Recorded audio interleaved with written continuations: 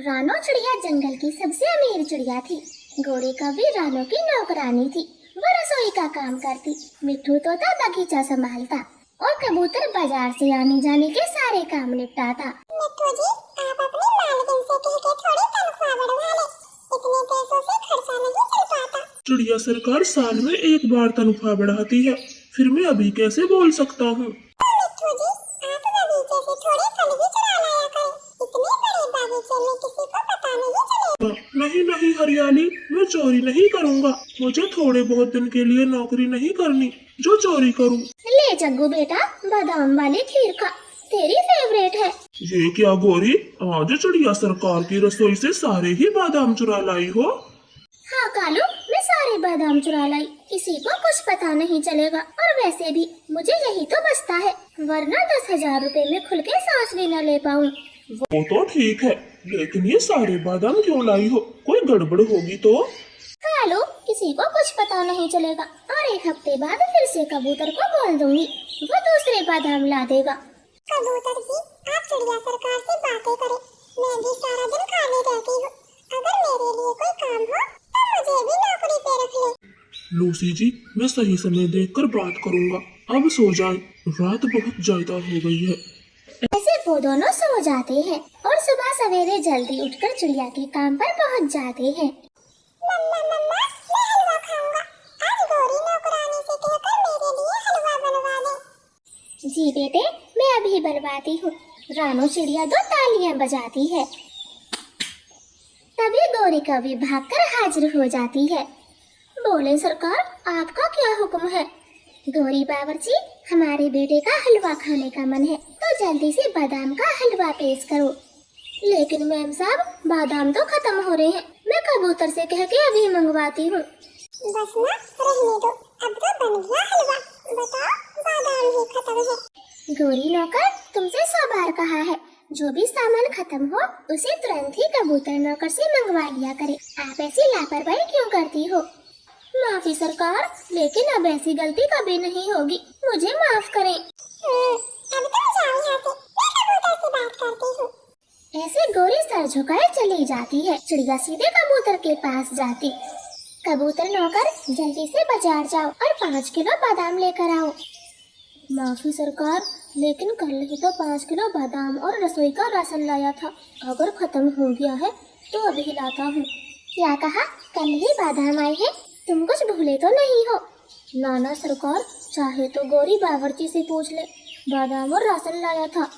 चिड़िया गौरी को बुलाती है और कबूतर गौरी से बात करता है। कबूतर, माना कि कल राशन आया था, मगर तो बादाम नहीं लाया था। चिड़िया सरकार, ये मोटा कबूतर बादाम के पैसे खुद खा गया होगा। बुरी कवि, मुझ पर इल्जाम न लगाओ, मैं बादाम लाया था, पूरे 5 किलो। हाँ तो अपने घर ले गया होगा। सरकार, रसोई तक तो बादाम पहुँचे भी नहीं। वो दोनों एक दूसरे पर इल्जाम लगा रहे थे, तभी मिट्ठू तोता फल लेकर वहाँ आ जाता है और उनकी सारी बातें सुन लेता। हाँ सरकार, ये कभी ठीक कहती है, कल कबूतर कह रहा था घर का खर्चा ठीक से नहीं चलता, अपनी पत्नी को काम पर लगाएगा, तो इसी ने चोरी की होगी।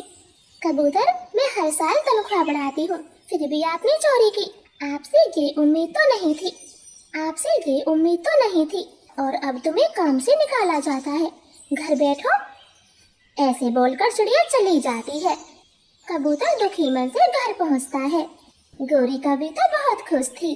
कालू, आज तो मजा ही आ गया, मैं जो कल बादाम लाई थी कबूतर ने चिड़िया को बता दिया, और देखो, सच बोलने वाले की ही नौकरी हट गई। मुंह बंद रखता तो क्या बिगड़ जाता। गौरी, ये तो बहुत अच्छा हुआ, अब आप उसकी जगह मेरी बात कर ले, मैं कब से ठाली पड़ा हूँ। हाँ, मैं कल मौका देखकर बात कर लूंगी। अब जल्दी से गुलाब जामुन और समोसे खाओ, ये ठंडे हो जाएंगे, बड़ी मुश्किल से चुरा कर लाई हूँ।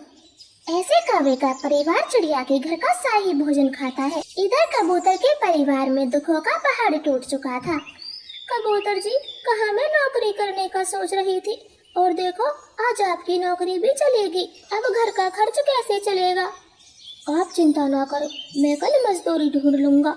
ऐसे ही कुछ दिन बीत जाते हैं। गौरी ने चिड़िया से बात करके कबूतर को नौकरी पर रख लिया था, इसलिए अब उन्हें किसी का डर नहीं था। वो दोनों मिलकर खूब बेईमानी करते और कुछ ही दिनों में अपने छोटे से घर को बड़ा बना लेते हैं। पूरे ऐशो आराम की जिंदगी बिताते हैं। मिट्ठू जी, लगता है चिड़िया सरकार आपके साथ अन्याय करती है। वो हमारे पड़ोसी कौवों को दोगुनी तनख्वाह देती है और आपको कम। नहीं हरियाली, चिड़िया सरकार भेदभाव नहीं कर सकती। मिट्ठू जी, आप अपनी आंखों पर बंधी अच्छाई की पट्टी खोलें और कुछ देखने की कोशिश करें। कौवों के पहले हाल क्या थे और अब क्या है? मिट्ठू सोच में पड़ जाता है। बड़ा घर, महंगी कार और बगीचा भी खरीद लिया। कुछ तो गड़बड़ है, मैं पता करूंगा। ऐसे मिट्ठू तोता कौवों पर नजर रखता है और उनकी चालाकी समझ जाता। एक शाम गोरी रसोई की खिड़की से कौवे को सामान दे रही थी। मिट्ठू जल्दी से वीडियो बनाता है और कालू का हिसाब भी नोट करने लगा था। मिट्ठू माली, लगता है आजकल बगीचे में कम और घर में ज्यादा नजर रखते हो। शायद मुझे कोई दूसरा माली ढूंढना होगा, क्योंकि तुम्हारा मन तो लग नहीं रहा। नहीं नहीं सरकार, मैं तो किसी के खिलाफ सबूत ढूंढ रहा हूँ। आपको अभी दिखाता हूँ। फिर मिट्ठू तोता वो वीडियो चिड़िया को दिखाता है जो उसने कौवों की छुप छुप कर बनाई थी। चिड़िया तो सब समझ जाती है और तुरंत ही कौवों को अपने पास बुलाती। चिड़िया सरकार, आज हमें बगीचे में कैसे याद किया? झूठे चोर मक्कारों, अब तुम यहाँ एक पल नहीं रुकोगे, काम से निकाले जाओगे। मिट्ठू तोते, आप जल्दी से कबूतर को बुलाओ और इनके कारनामे की वीडियो इनके सामने लाओ। फिर मिट्ठू तोता वीडियो चलाता है और कबूतर पति पत्नी को बुला कर लाता है। कबूतर, हमें माफ करें, जो आप जैसे ईमानदार शख्स पर मैंने भरोसा नहीं किया, लेकिन अब तुम्हें फिर से नौकरी पर रखा जाता है और तनख्वाह तुम्हारी दोगुनी होगी। चिड़िया सरकार, कबूतर की पत्नी बहुत अच्छा खाना बनाना जानती है, तो आप गौरी की जगह इन्हें काम दे दें। मिट्ठू माली, अपना मुंह बंद रख। नाना मालिक सरकार, आप मेरी जगह किसी को ना दें, मैं अब ये गलती कभी नहीं करूँगी। गौरी बावर्ची, गलती तो तुम जब करोगी जब काम पर रहोगी। कबूतर लूसी, आज से ही तुम्हें नौकरी पर रखा जाता है। और चोर मक्कारों, तुम दोनों अपने घर जाओ और कभी अपनी शकल न दिखाना। कौवे तो उदास होकर चुपचाप वहाँ से लौट जाते हैं और कबूतर पत्नी पत्नी दोनों नौकरी पाकर बहुत खुश थे। कालू कौवे, आखिर कब दोगे तुम मुझे मेरे पैसे वापस? तुम्हें पूरा 1 साल हो गया है, अभी तक तुमने मुझे मेरे पैसे वापस नहीं किए। मैंने तो सोचा था तुम कोई कारोबार करोगे, पर तुमने तो सारे पैसे खाने पीने में ही उड़ा दिए। बहुत ही बड़ी गलती हो गई मुझसे, जो मैंने मेरी बहन की शादी तुम जैसे कमजोर कौवे से करा ली। साले जी, आप गुस्सा न हो, मैं आपको आपके पैसे जल्दी वापस कर दूंगा। बस कालू कौवे, मैं तुम्हें 3 दिन का समय देता हूँ। 3 दिन के अंदर तुम मुझे मेरे पैसे वापस करो, वरना मैं तुम्हें इतना मारूंगा कि तुम सब भूल जाओगे। और हाँ, मैं मेरी बहन को भी मेरे साथ ही ले जाऊंगा। इतना कहकर रानी कौवी का भाई वहाँ से चला जाता है। हाय रे रानी, तुम्हारा भाई तो बहुत गुस्से वाला है, न जाने ये मेरे साथ आगे क्या करेगा। कालू जी, आपकी आलस के कारण और कमजोरी के कारण मेरे भैया के सामने मेरी कितनी बेइज्जती होती है। बस मैं भी आपको 3 दिन का समय देती हूँ। 3 दिन के अंदर मेरे भाई के पैसे वापस कर दो, नहीं तो मैं भी छोड़ के चली जाऊंगी आपको। ये सब सुनकर कालू कौवा तो बहुत ज्यादा परेशान हो जाता है और वह अकेले में बैठ के सोचता है। अरे हाँ दोस्तों, अगर आपने इस कहानी को लाइक नहीं किया तो अभी से ही कर ले, क्योंकि ये कहानी आगे जाके बहुत ही ज्यादा इंटरेस्टिंग होने वाली है। कौवा सोचता है, हाय रे, मैं तो बुरा फंस गया। मैं 3 दिन के अंदर कैसे सारे पैसे वापस करूँगा। कालू कौवा काफी देर से बैठा बैठा यही सोच रहा था। तभी उसे जंगल का शेठ बाज याद आता है और वह बाज के घर पे जाने की सोचता है। वह खुशी खुशी बाज के घर जाता है। हाँ बोलो कालू कौवे, कैसे आना हुआ? चील सेठ, मैं बहुत गरीब कौवा हूँ, मुझे अपने पत्नी के भाई को उधार वापस करना है, पर मेरे पास तो पैसे ही नहीं है। प्लीज चील सेठ मेरी मदद करे और मुझे कुछ पैसे दे दे।